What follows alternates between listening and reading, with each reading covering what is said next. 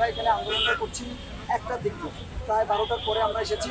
12টা থেকে এই পর্যন্ত রোদে পুড়ে এই দাবদাহ 41 ডিগ্রি দাবদাহ সহ্য করে সকল আহতরা আপনি দেখেন পায়ে ইলিগারক আমরা সুশৃঙ্খলভাবে এখানে এসে আমরা আমাদের আন্দোলনটা করছিলাম এই পাশেই। পরবর্তীতে আমাদের সমস্ত কিছু বিবেচনা করে আমরা এই বিরোধ আমরা ব্লকেটের বিরুদ্ধে নই বা আমরা ব্লকেট করবো এটা আমাদের বিষয় নয়।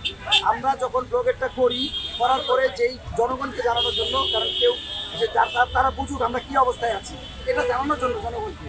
এবং এর মধ্যে আপনি নিজেও দেখতে পারেন আমরা 4 থেকে 5 বার সমস্ত এই ট্রাফিকগুলো খুলে দিয়েছি এবং যারা অ্যাম্বুলেন্সের রোগী আমরা সহযোগিতা হয়ে আমাদের এই ল্যাংড়া পায়ে আমাদের এই ল্যাংড়া হাতে তাদেরকে হাসপাতাল পর্যন্ত নিয়ে গিয়েছি। আমরা কখনোই জনদুর্ভোগ চাই না, সে কারণে চাই না বলেই এখনো ডিসি মহোদয় তার সাথে কথা বলে এবং পুলিশ প্রশাসন এদের সাথে কথা বলে এখনো গাড়িগুলো ছেড়ে দিচ্ছি।